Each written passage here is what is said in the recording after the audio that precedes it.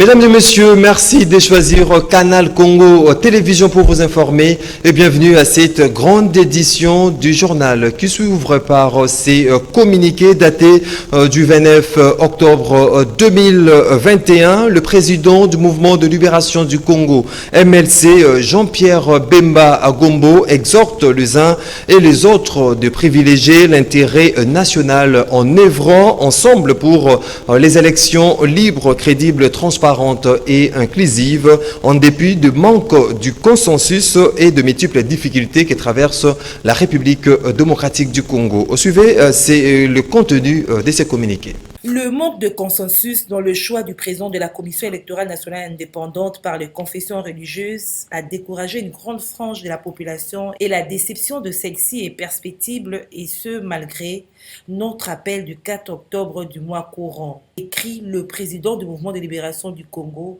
Jean-Pierre Bemba, dans ce communiqué. En dépit de ce manque de consensus et de multiples difficultés qui traversent notre pays, au nom de la cause nationale, Bemba Gombo exhorte les uns et les autres de privilégier l'intérêt national en œuvrant ensemble pour les élections libres, crédibles, transparentes et inclusives. Il est possible, dit-il, de renforcer la loi électorale en permettant la publication des résultats de chaque bureau de vote dès la fin de scrutin. L'ancien vice-président de relever que le fait d'avoir un représentant au bureau de la CENI ne garantit pas la victoire électorale. En même temps, le fait de ne pas en avoir ne renvoie pas non plus à un échec programmé au scrutin. L'ambition, dit-il, est d'avoir une CENI forte et non un président de la CENI fort. Notre pays a accumulé assez de retard.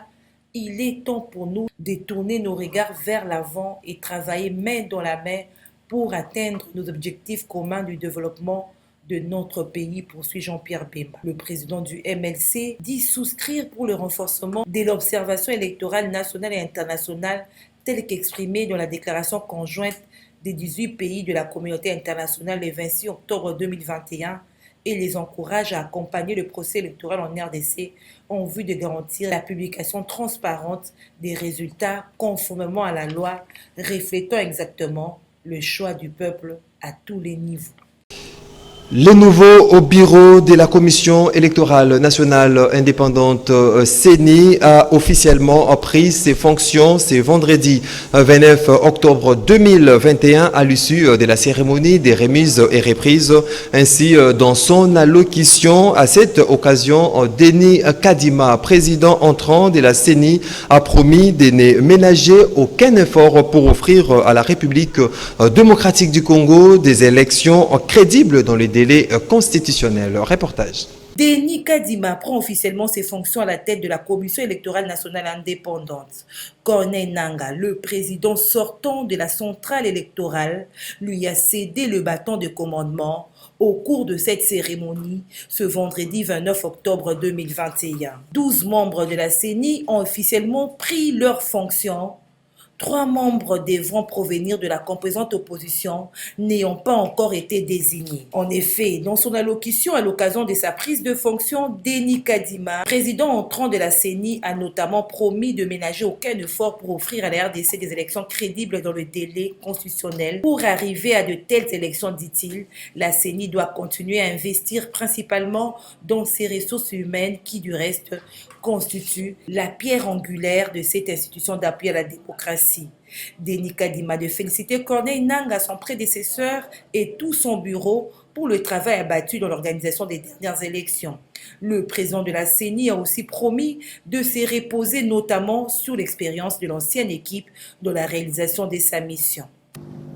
Alors que la commission devait être renouvelée à la mi-2019, il a fallu attendre plus de 2 ans pour voir finalement la nouvelle équipe se mettre en place.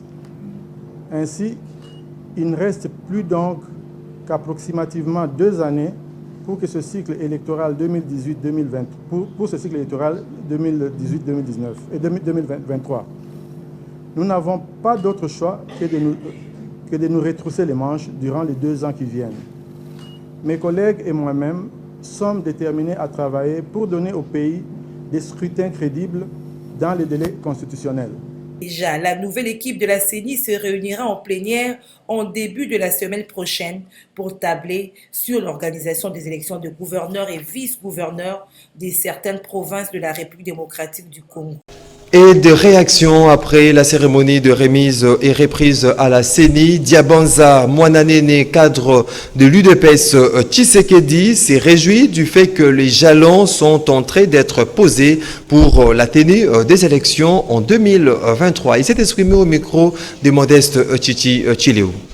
Cadre de l'UDPS, Diabanza Mwananene s'est réjoui que les jalons sont en train d'être posés pour la tenue des élections en 2023. Le calendrier des élections, dit-il, ne peut être perturbé par les caprices des autres. Journée de joie, parce que je me dis je suis candidat en 2023 et je vais être candidat député. Et en tant que candidat député, quand je suis en train de voir que toutes les procédures ont été épuisées, je me dis directement que je dois m'apprêter pour les élections 2023. Et partant de cet élément, j'estime aussi, tout politique comme moi, c'est lui qui veut concourir réellement à un poste électif et dans l'obligation d'être dans la joie parce que les choses sont en train d'aller bon train. C'est la volonté ultime du chef de l'État et nous sommes en train de le remarquer. Il veut à ce qu'il y ait élection en 2023. Et pour cela, j'estime aussi que le peuple doit accompagner. C'est la chose la plus importante. Si nous voulons un Congo géré dans la paix, il faut que le processus soit respecté. Je ne crois pas que nous serons dans une bonne position s'il faut de temps en temps bouger le temps des élections pour les caprices des uns et des autres. Organisons les élections en 2023, ça sera pour nous une très bonne chose. Traîner, ils doivent comprendre que le train est en train de quitter la gare. Et pour cela, nous avons besoin de vous, car la démocratie, c'est comme la rumba, ça se danse à deux. Nous avons besoin d'eux, l'opposition doit jouer pleinement son rôle, et au nom de son rôle de l'opposition, il doit le faire selon le prescrit de la loi, et non selon les caprices et les humeurs des uns et des autres. Dans le même chapitre, des voix continuent à s'élever contre la désignation du président et autres animateurs de la Commission électorale nationale indépendante pour les directoires nationaux de la Convention des fédéralistes pour la démocratie chrétienne. Le processus ayant conduit à la désignation n'a pas été consensuel. La COFEDEC craint par ailleurs le risque éventuel d'exclusion du Nord Kivu et Ituri du processus électoral en cours. Suivez. Craignant le chaos dans le pays, la Convention des fédéralistes pour la démocratie chrétienne encourage les parties prenantes à privilégier le consensus car estime le directoire national de ce parti politique, dont la présidente est Filia Chipasa, le processus ayant conduit à la désignation du président et autres animateurs de la CENI n'a pas été consensuel. Comme l'explique Olivier Moulamba-Bilolo, président interfédéral COFEDEC Ville de Kinshasa.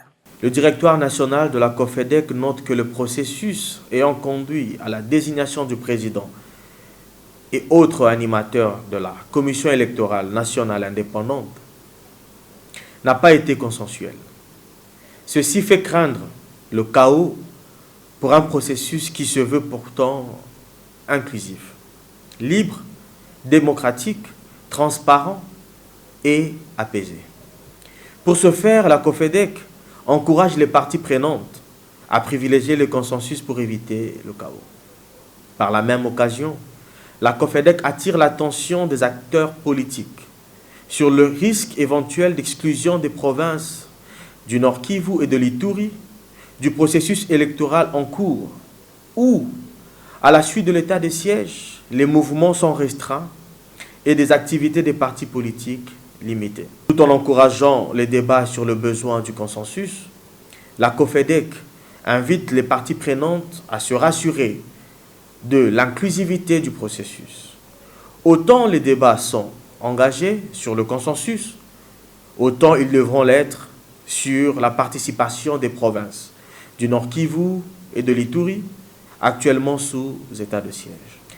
On se rappellera que les villes de Butembo et de Beni, ainsi que les territoires de Yumbi et de Beni, se sont vus exclus des élections de décembre 2018 dans des circonstances similaires.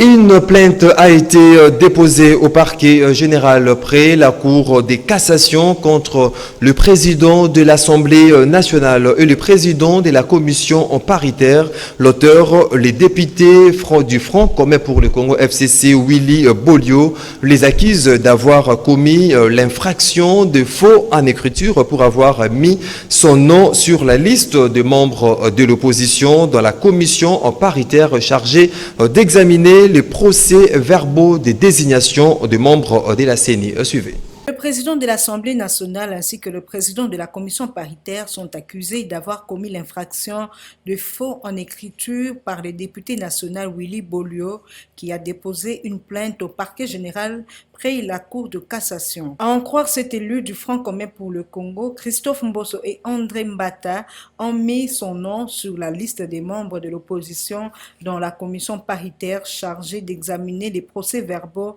de désignation des membres de la commission électorale nationale indépendante sans être notifié. Il n'a donc reçu aucune information à ce sujet, dit-il. Question pour eux de crédibiliser la commission paritaire en faisant croire à l'opinion qu'il y avait un membre de l'opposition, dit-il, étant donné que cette commission était contestée par l'opposition. Dans un tout autre chapitre, la ministre nationale de Mines, Antoinette Samba Kalambaye, a échangé avec une délégation de l'entreprise minière Congo Gold Raffinery, conduite par son directeur général Karim Sanji. Il était question de présenter à la ministre les déroulements des travaux et des avancées de la construction d'une raffinerie de l'or à Bukavu, dans la province du Nord Kivu. Nancy Ileka nous en parle. Le directeur général de l'entreprise minière Congo Gold Raffinery, Karim Somji, et son représentant et directeur général adjoint en République démocratique du Congo, Yassin Karim Somji, ont été reçus en audience au cabinet de la ministre des Mines, Antoinette Samba Kalambaye. Ils sont venus présenter à la ministre le déroulement des travaux et des avancées de la construction d'une raffinerie de l'or à Bukavu, dans la province du Nord Kivu, en vue de raffiner sur place au pays l'or brut à 99% avant toute éventuelle exportation. Cette bonne nouvelle a été une satisfaction pour la ministre des Mines de la RDC qui, lors de la tenue des États généraux des mines en août dernier à Kinshasa, avait insisté en termes de recommandations, notamment de voir la RDC se doter des raffineries et commencer à raffiner localement l'or, et c'est en faveur de la population congolaise. Yacine Karim Sanji a fixé l'opinion que l'or qui sera raffiné portera une valeur ajoutée et va passer par la Banque centrale du Congo avant l'exportation. La délégation de Congo Gold Raffinery rassure que dans 4 mois, l'usine de traitement de l'or brut sera mise en service. Elle sera la première fonderie industrielle de l'or que va se doter la RDC dans un bref délai. Et puis une délégation du parti politique Alliance de valeurs républicaines qui sillonne le grand parti politique pour parler révision constitutionnelle était ce vendredi 29 octobre 2021 au siège du mouvement de libération du Congo. Elle s'est entretenue avec le secrétaire général ad intérim du mouvement de libération du Congo au fidèle Babala. Georges Lubengue pour le plus ample détail. Au fait, ce n'est pas la première réunion déjà pour rappeler. Nous avons y avoir une réunion le mercredi.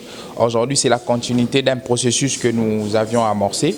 L'AVER a saisi les MLC comme il a pu saisir les autres partis pour parler de la révision constitutionnelle parce que vous savez que notre constitution a certaines zones d'ombre et nous avons touché à ces zones d'ombre-là. C'est pourquoi nous avions voulu toucher les grandes forces politiques et aujourd'hui nous sommes chez nos amis du mouvement de libération du Congo, MLC en sigle. Ils ont été très ouverts à cette question. C'est pourquoi ils nous ont demandé de revenir encore pour aujourd'hui. Donc nous pensons dans les prochains jours que nous allons encore nous mettre pour y travailler et donner quelque chose de positif parce que nous voulions remédier à certaines zones d'ombre, à certaines incertitudes qui sont en train de de planer sur cette dite constitution en tout cas. Aujourd'hui c'est l'MLC, mais demain ça sera les très grandes d'autres forces politiques. Il ne faudrait pas ignorer que l'MLC a une histoire politique dans ces pays. L'MLC a œuvré dans les 1+4, l'MLC a œuvré en 2006 et l'MLC continue d'œuvrer. Donc nous allons faire chemin ensemble avec l'MLC et les autres forces politiques parce que l'MLC nous a ouvert la porte et nous comptons sur eux dans les prochains jours en tout cas. Merci. Et le MLC a eu comme première attitude, c'est recevoir chaleureusement ce parti politique très ouvert, écouter, entendre, examiner finalement ce qu'ils auraient proposé, soumis comme question. Et comme vous le savez, le MLC n'a jamais de réponse hâtive. Il faut consulter les instances du parti et que la suite leur sera réservée très prochainement. La cellule UDPS Batetela a organisé une matinée politique à son siège situé au 3 de l'avenue Cocotier dans la commune de la Gombe avec en toile de fond la redynamisation du parti, aussi la présentation de la première vice-présidente de la Ligue des femmes Antoinette Mbelou. Modeste Titi Tulio signe ces reportages.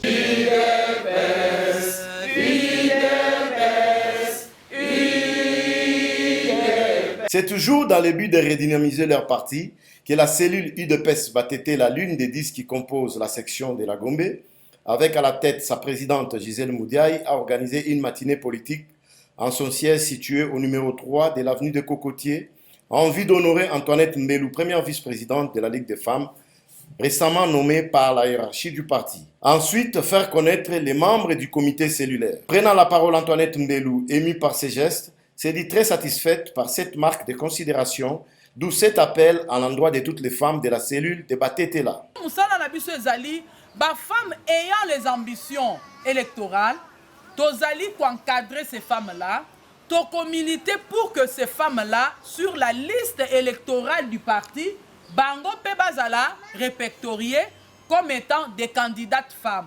Parce que je crois que, à ta cellule-là, il y a des femmes qui ont des ambitions, il y a des femmes qui sont compétentes. Dans ma section Bazali, alors Tokoti Kabongote, nous devons, nous aussi les femmes, donner le parlement à qui? Au président. De son côté, Albert Boula, président sectionnaire UDPS Gombe, invite toutes les cellules à travailler pour la réélection du président de la République, Félix Antoine Tshisekedi, et de lui donner une grande majorité pour lui permettre de concrétiser sa vision pour la RDC. Crier la victoire en 2023, je dois descendre sur le terrain. Je crois que ce n'est pas la première fois que vous avez eu à assister à plusieurs manifestations réalisées ici à Gombe. Donc nous devons travailler. Nous avons un travail d'équipe avec tous les comités de la section de l'UDPS Gombe et nous travaillons en synergie avec tous les présidents cellulaires. Nous traçons une ligne, nous mobilisons, nous sensibilisons, nous redynamisons tous nos combattants et combattantes pour donner à notre président la majorité. Et puis c'est SOS de M. Jean-Pierre Kapema, congolais, résident en Belgique, victime de la spoliation de sa concession à Kimpoko D dans la commune de Lansele par un certain Mukuna Lwabing qui utilise les forces de l'ordre. Suivez. C'est un véritable SOS que lance M. Jean-Pierre Kapema à l'endroit des autorités du pays face à la spoliation de sa concession à Kipoko 2 de la commune de Lansele par M. Mukuna Lwabing qui utilise les forces de l'ordre pour faire prévaloir sa force, alors qu'il n'en a pas droit. L'intervention de Mukuna Georges Lwabing qui cherche à influencer tout le monde pour pouvoir nous arracher notre terre, alors que nous avons tous les documents. Et qu'on a acheté en bonne et due forme. Nous sommes des Congolais à l'étranger et nous voulons venir investir dans notre pays avec les moyens que nous avons. Ce monsieur il procède par intimidation en faisant faire envoyer des forces de l'ordre, tantôt des polices, tantôt des militaires. Je ne sais pas si c'est un militaire, je ne sais pas. Mais en tout cas, l'armée l'épaule dans ses actions. Et au niveau de l'administration, la justice nous condamne à chaque fois alors qu'il n'a jamais sorti aucune preuve.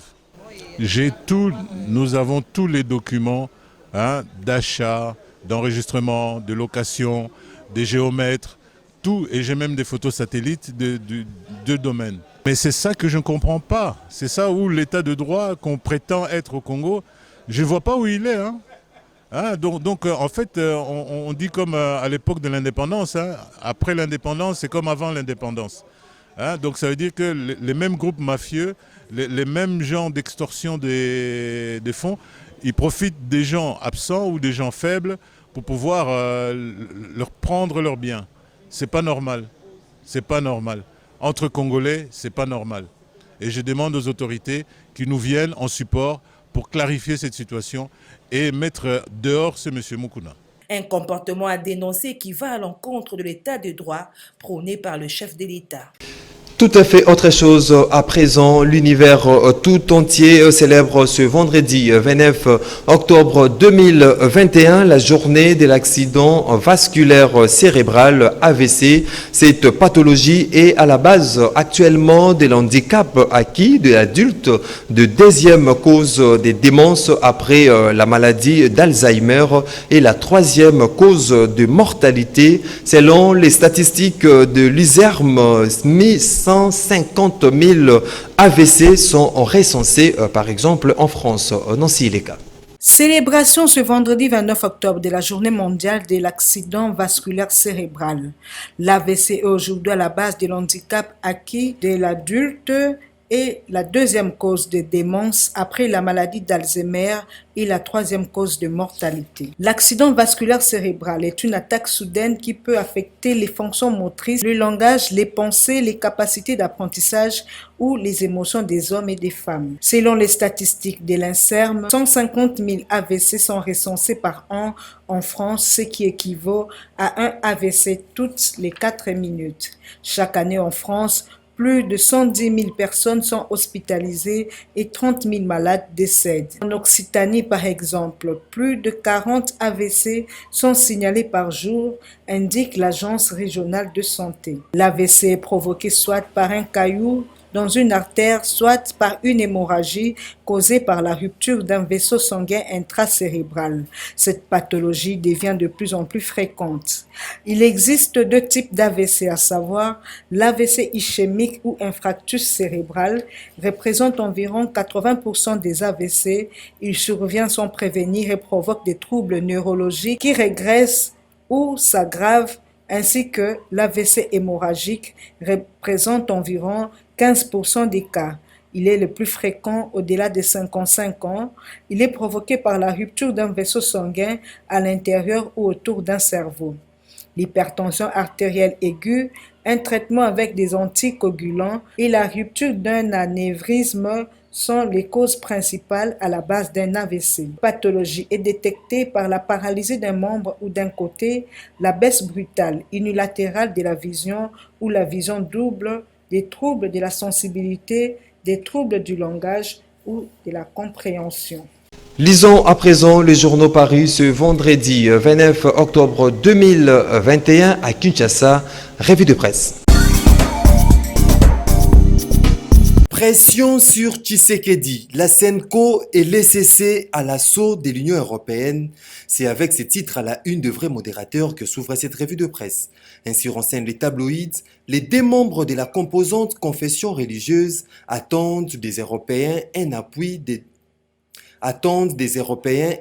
diplomatique, de mesures nécessaires à des élections transparentes, notamment l'obligation pour la CENI de publier les résultats électoraux, bureau des votes par bureau des votes, l'allongement à un minimum de 2 semaines du délai de recours, la plupart des candidats ayant un accès difficile aux juridictions compétentes, la dépolitisation de la composition et du fonctionnement de la Cour constitutionnelle, l'interdiction pour la CENI de court-circuiter grâce au vote électronique, le travail des centres locaux de compilation des résultats où les observateurs et témoins de partis peuvent surveiller les opérations.